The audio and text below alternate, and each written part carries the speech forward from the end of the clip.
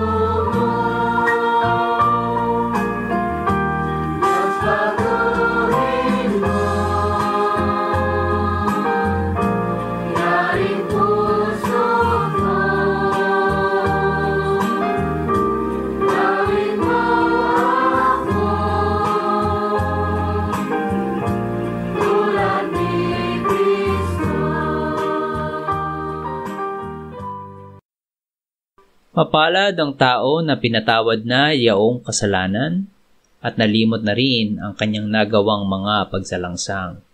Mapalad ang taong sa harap ng Panginoon ay di na pinararatangan ng kasalanan, dahilan sa siya ay hindi nanlilinlang.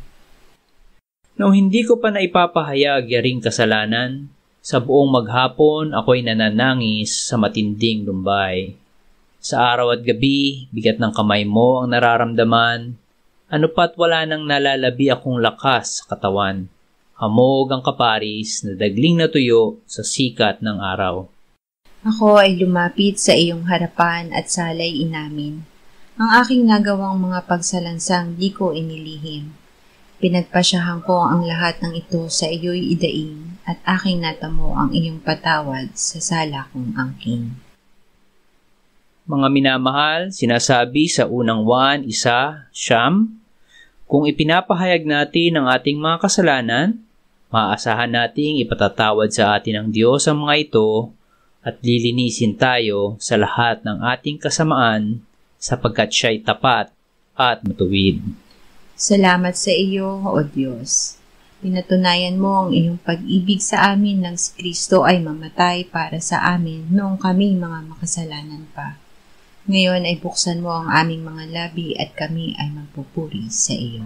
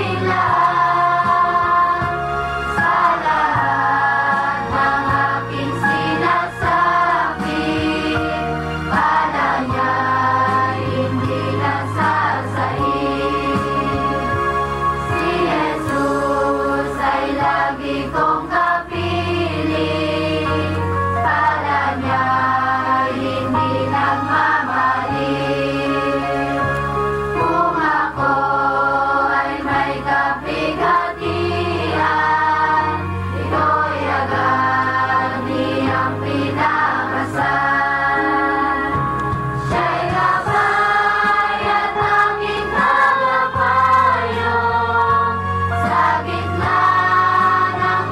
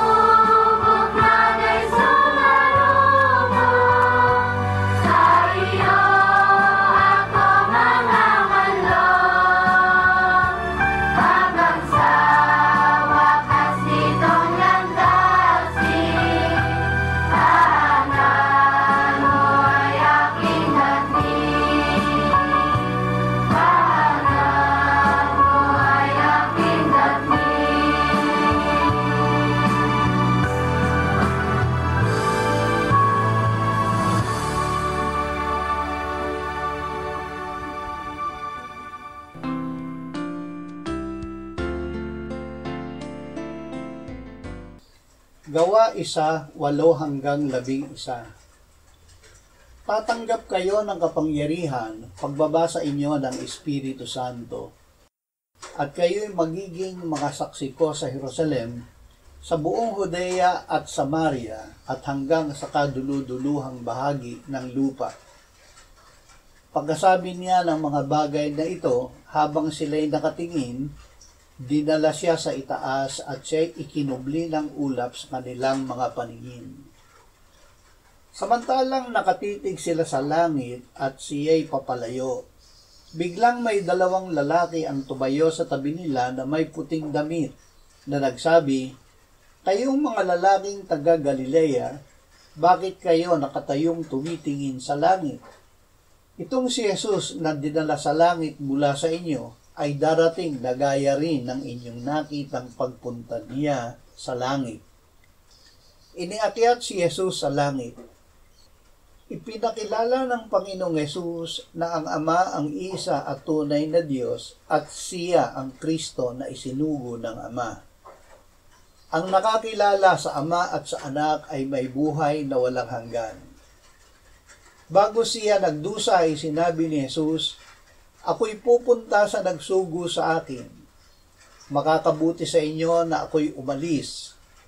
Kung ako'y umalis, ang mga aaliw ay isusugo ko sa inyo." Bago siya umalis ay sinabi niya sa kanyang mga alagad na ang Espiritu Santo ay bababa sa kanila, sila ay tatanggap ng kapangyarihan at magiging saksi ng Panginoong Jesus sa Jerusalem, sa Judea at Samaria, at sa kaduluduluhang bahagi ng lupa. Awit 47:5-9. Ang Diyos ay pumailang lang na may sigaw, ang Panginoon na may tunog ng trumpeta. Kayo'y magsiawit ng mga papuri sa Diyos, kayo'y magsiawit ng mga papuri. Kayo'y magsiawit ng mga papuri sa ating hari, kayo'y magsiawit ng mga papuri.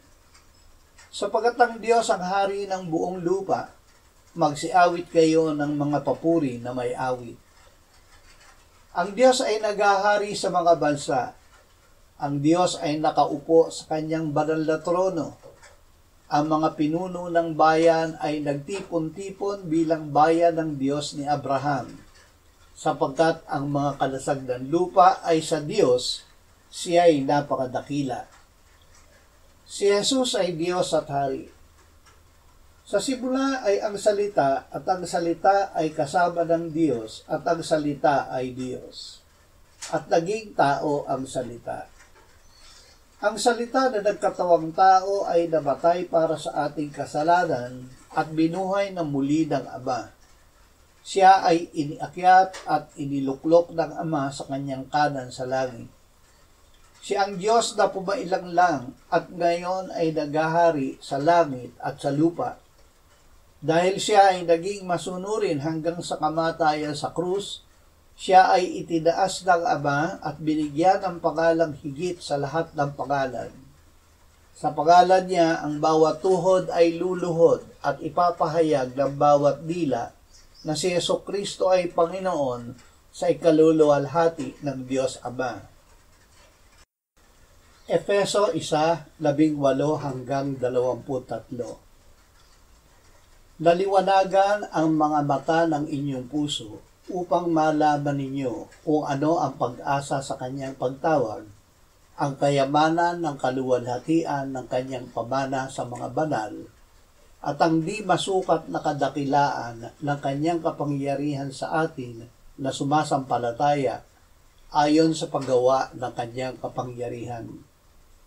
Kanyang isinagawa ito kay Kristo nang kanyang muling buhayin siya mula sa mga patay at pinaupo sa kanyang kanan sa langit, higit na mataas kaysa lahat ng pamunuan, kapamahalaan, kapangyarihan at paghahari, at sa bawat pangalan na pinangalanan, hindi lamang sa panahong ito, kundi maging sa darating na panahon.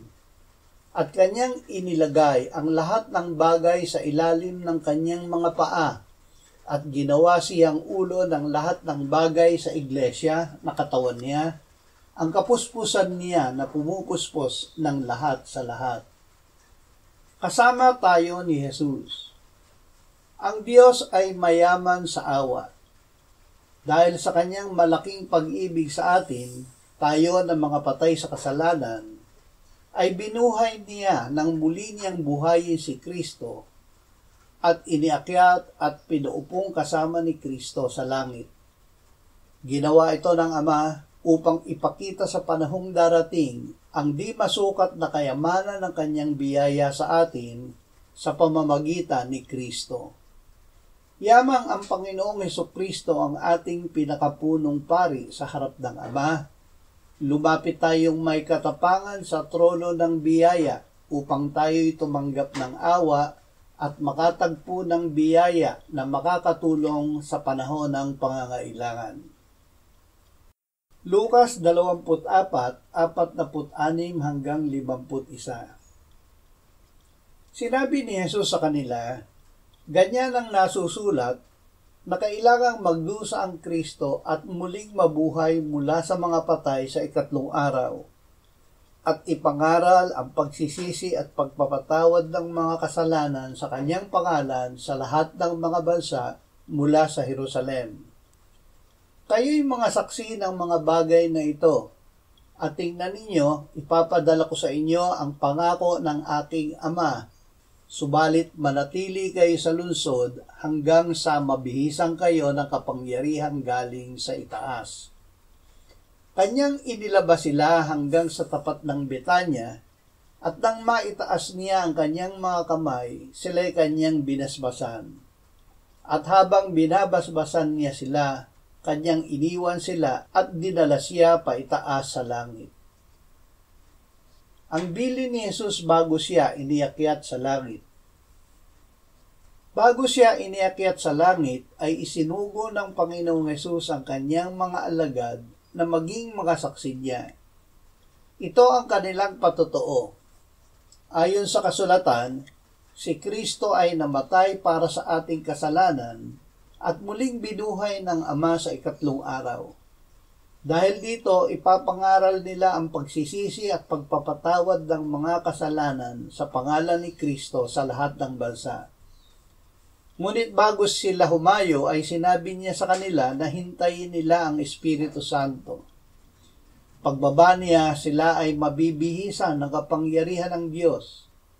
Matapos ito ay binasbasan niya sila at siya ay dinala paitaas sa langit. Ang ating pananampalataya. Si Kristo ay namatay para sa ating kasalanan ayon sa mga kasulatan at siya'y inilibing at muling binuhay ng ikatlong araw ayon sa mga kasulatan. Sinabi ng Panginoon, ang lahat ng otoridad sa langit at sa ibabaw ng lupa ay ibinigay na sa akin. Kaya't sa paghayo ninyo, gawin ninyong alagad ang lahat ng mga bansa. Bautismuhan ninyo sila sa pangalan ng Ama at ng Anak at ng Espiritu Santo, at turuan silang sundin ang lahat ng mga bagay na iniutos ko sa inyo. At narito ako'y kasama ninyong palagi hanggang sa katapusan ng panahon.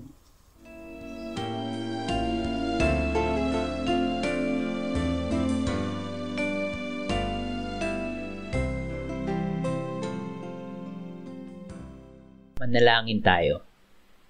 Panginoong Jesus, sinabi mo, malibang kainin ninyo ang laman ng anak ng tao at inumin ang kanyang dugo, kayo ay walang buhay sa inyo.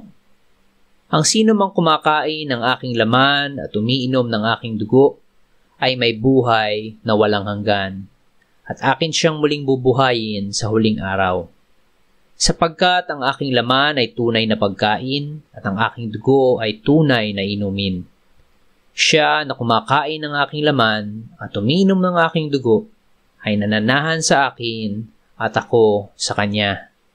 Kung paanong buhay ang Ama na nagsugo sa akin at ako ay nabubuhay sa pamamagitan ng Ama, gayon din siya na kumakain sa akin, siya man ay mabubuhay sa pamamagitan ko. Panginoong Hesus, aming tagapagligtas, tinatanggap ka namin sa oras na ito bilang aming tinapay ng buhay. Tinatanggap namin ang iyong katawan na ipinako sa krus, namatay, inilibing, binuhay na muli, at iniakyat ng Ama sa kanyang kanan sa langit bilang aming tunay na pagkain. Tinatanggap namin ang iyong dugo na nabuhos sa ikapagpapatawad ng aming kasalanan bilang aming tunay na inumin. Manahan at mabuhay ka sa amin upang kami ay mamuhay sa pamamagitan mo kung paanong ikaw ay namuhay sa pamamagitan ng Ama. Salamat, Ama, sapagkat dahil kay Kristo, kami ngayon ay nakapamumuhay kasama mo kaisa ng Espiritu Santo. Sa iyo ang lahat ng kaluwalhatian, ngayon at magpakailanman. Amen.